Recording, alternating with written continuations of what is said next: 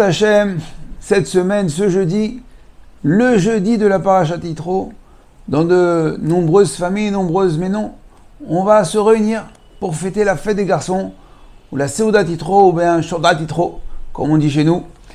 En effet, chez les Tunisiens, un minag ancré, un minag qu'on ne peut plus déloger, il est là, il s'est installé, c'est la pièce montée, les mininas, les pigeons, les coquelets, les yo-yo, les beignets. Quel est le but? Quelle est la raison de cette coutume? Alors, dans le livre Aléadas, qui a été rédigé par le Rav Sidbon, un livre un recueil qui répertorie tous les minags tunisiens, qui est important d'avoir dans chaque maison tunisienne qui se respecte, parce qu'en fait, il recadre un petit peu chaque minag à sa place, il donne la raison, est-ce qu'il faut le faire, pas le continuer. Un livre important et essentiel dans chaque maison. Alors il explique que donc le Yom Hamishi, le jeudi de chaque Parashat Yitro, on a l'habitude d'organiser un grand repas, une Seuda à la maison, et plus particulièrement pour les jeunes garçons. Les jeunes garçons, d'où la fête des garçons. Alors il donne plusieurs explications. Alors la première raison, c'est une Seudat Oda. Une Seuda de remerciement vers Akadosh Baruch Hu. En effet, en Tunisie, il y a à peu près 200 ans, il y a eu une épidémie, très grave épidémie, qui touchait particulièrement les jeunes garçons, les jeunes enfants. Les pauvres neshamot innocentes qui n'avaient pas fauté. Donc on comprenait que c'était une épidémie divine, c'était pour réparer une certaine faute, pour expier une certaine faute sur le peuple. Et cette épidémie s'est arrêtée par Parashat Yitro. Première raison. Et donc Seudat Oda, à l'époque, lorsqu'il y avait le Bet Amikdash, on faisait quelqu'un qui ramenait un korban Toda. C'était un shlamim. En général, les shlamim, on a du temps pour les finir. Et là, le korban Toda, il est particulier parce que c'est un jour et une nuit, il fallait ramener 40 pains. Donc c'était une quantité astronomique en très peu de temps. Et on n'a pas le droit de laisser du korban. Donc il fallait inviter un maximum de personnes pour pouvoir finir toute cette quantité. Et pendant que les gens mangeaient, on racontait le miracle. Donc peut-être que la première raison de la Seudat Yitro, c'était de se réunir les années après la fin de l'épidémie et de raconter ce qui s'est passé. Comment Bechasdei Hashem, la miséricorde divine, a fait que l'épidémie s'est arrêtée. Peut-être qu'on aurait dû aussi faire organiser comme ça la Seudat Corona, une fois que la Corona s'est arrêtée, pour dire Baruch Hashem, comment on a été épargné, comment remercier Akadosh Baruch Hu, vu comment la pandémie s'était répandue dans le monde. Mais bon, on a déjà oublié, on est passé à autre chose. Deuxième raison, nous dit le Rav Sidbon qui rapporte dans son livre, il dit l'Irvod à Torah, Parashat Yitro, on va lire Bezrat Hashem ce Shabbat, les 10 commandements, Aseret Adiberot. Et là, c'est là le dévoilement d'Akadosh Baruch Hu, de la Shrina sur le Har Sinaï. Les Bnei Israël vont enfin recevoir la Torah, le but pour lequel ils sont sortis d'Égypte. La seule et unique raison, c'est de recevoir la Torah, recevoir les 613 mitzvot. Alors, on va faire une grande Seuda. Une Seuda en l'honneur de la Torah, pour se rappeler, d'accord, la Simchat à Torah, qu'on ait reçu la Torah au Har Sinaï. Troisième raison qu'il rapporte, il dit que on avait l'habitude au Talmud Torah, au Keteb, de réunir les petits-enfants qui allaient écouter pour la première fois les 10 commandements, la Aseret Adiberot à la Bet HaKnesset. Donc ça s'adresse vraiment aux petits-enfants de 4, 5, 6 ans, la première fois qui vont prendre conscience de la lecture de la Torah. Donc pour fêter ça, pour les mettre un petit peu dans l'ambiance de Simchat Torah, on les faisait kiffer. On leur mettait donc une petite dinette, une petite minina, un petit coquelet, des petits yo-yo, tout en petit, pour montrer que cette Seuda, ce repas est destiné uniquement pour eux. Quatrième raison, et là c'est écrit dans la Torah, un avis qui est partagé, il écrit Vaikar Yitro Choten Moshe Ola Uzvachim Elohim Ve'avo Aaron Bekol Ziknei Israël Lechol Lechem Im Choten Moshe Lifnei Elohim. Que Yitro, lorsqu'il est venu rejoindre Moshe Rabbeinu, son gendre, sous l'aile divine, il est venu se convertir, il est venu accepter la Torah. Alors il a fait une Seuda pour remercier Akadosh Baruch Hu. Il y en a qui disent que c'est la Seuda de sa Brit Mila. C'est la Séouda, donc c'est pas Séouda de la parachète Yitro, mais ce serait la Séouda d'Yitro en souvenir que Yitro a fait un repas en l'honneur d'Akadosh Baruch Hu. Alors, parmi donc toutes ces raisons, on voit que ce qui ressort le plus, enfin, il y a d'abord la Oda, on remercie Akadosh Baruch Hu, et l'honneur, en l'honneur de la Torah, on se prépare à recevoir la Torah, on est content, on est saméar de recevoir la Torah, un peu comme le repas qu'on fait à Shavuot, avec beaucoup de douceur pour montrer que la Torah, elle est bonne, elle est douce, elle est agréable, on est content de la recevoir.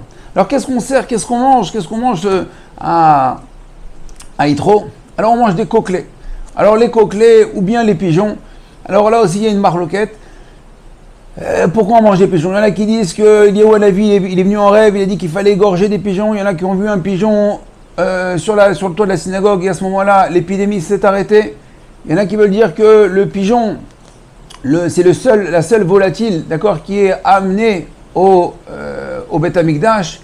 D'accord, le pigeon il est pur, la colombe aussi elle est comparée à Am Israël et ça ressemble un petit peu aussi au repas qu'on mange à Erev Kippour, le couscous au poulet ou bien à la sortie de Kippour, la sorba, les pâtes avec le poulet parce que le poulet c'est blanc, ça vient nous montrer que nos fautes ont été expiées et en fin de compte la fin de l'épidémie c'est pour montrer l'expiation de notre faute qu'Akadosh Baruch Hu n'est maintenant plus en colère avec nous et qu'il a fait le shalom avec nous, peut-être la colombe, le shalom. Bon, c'est pour montrer tout ça un petit peu, mais malgré tout, il est écrit dans les Sfarim, les rabbinim de l'époque, ils disent que si on ne trouve pas de coquelets, on ne va pas retourner la Tunisie, on ne va pas retourner le monde entier pour trouver des coquelets. On ne va pas payer des prix exorbitants pour acheter des pigeons, des coquelets. Si on n'a pas de coquelets, eh ben on prend du poulet. Si on n'a pas de poulet, eh ben on prendra du poisson. C'est pas grave. Il ne faut pas s'énerver. Deuxième chose, on va manger aussi à la fin la fameuse pièce montée. Alors est-ce que il y a un but d'acheter des pièces montées ou bien de vendre des pièces montées? On ne sait plus, là aussi, c'est l'inflation. Les gens sont prêts à mettre des sommes mirobolantes pour pouvoir une pièce montée. Est-ce que c'est une pièce montée par garçon ou bien on peut mettre sur une pièce montée une plaque avec tous les noms des garçons? Je me rappelle, chez mes grands-parents, ma grand-mère, elle se souciait qu'on ait la pièce montée avec écrit le nom de chaque garçon sur la pièce montée. Alors cette pièce montée c'est quoi? Alors bon, c'est pour montrer pour finir un repas avec la douceur, pour montrer combien la Torah est douce. Il y en a qui ont voulu dire que la pièce montée ça nous rappelle le Har Sinaï. Dans chaque chou il y a de la crème pour nous rappeler le lait, que la Torah elle est douce comme le lait, et le caramel c'est le miel pour dire que la Torah elle est douce et sucrée comme le miel. Bon, tout ça, au Hachem, ce sont des remazim, des allusions. Mais l'essentiel, ce qu'il faut garder à l'esprit, c'est que la Séouda Yitro, on remercie Akadosh Baruch Hu de nous avoir donné la Torah, d'accepter la Torah. Et le plus beau cadeau qu'on peut faire à Akadosh Baruch Hu pour la Séouda Yitro, c'est de prendre sur soi, d'étudier la Torah, de dire à nos enfants, mon fils, étudie la Torah. Si mon fils, on fait la fête des garçons, il est 17, 18 ans, il a 13 ans, on dit, mon fils, allez, viens, va à la yeshiva, ou bien viens, on étudie ensemble une page de Gemara, on étudie ensemble une halakha. Ça c'est la plus grande Séouda Yitro. On va prendre de Yitro. Qu'est-ce qu'il a fait Yitro? Il a tout lâché. Il était le chef de la Avodah Zara, Yitro. Il était le chef de la Avodah Zara. Il a fait toute la Avodah Zara que vous voulez. Et il a tout lâché. Il a dit, bon, tu sais quoi? Maintenant, ma vie, c'est pour la Torah. Il s'est rendu, il est parti rejoindre Moshe et Aaron et tout Am Israël. Il a entendu, Vaishma Yitro. Il a vu toute la grandeur d'Akadosh Baruch Hu. Alors nous aussi, on va cette année, Bezrat Hashem, parler à la Séouda Yitro. On va réunir les amis, la famille. On va dire combien c'est important, combien Kadosh Baruch Hu il est grand, combien ce srout kola, la bracha qu'on fait tous les matins, on dit Shelo Asanigoy. Pourquoi Shelo Asanigoy? Pas parce que on remercie pas Kadosh Baruch Hu de ne pas nous avoir fait une autre nation, parce qu'il nous a fait juifs, mais parce qu'on a reçu la Torah, les 613 mitzvot, cette joie d'étudier la Torah, cette joie de pratiquer la Torah, de faire cette simra, d'être juif, de mettre les tefillin, le talik, le Shabbat.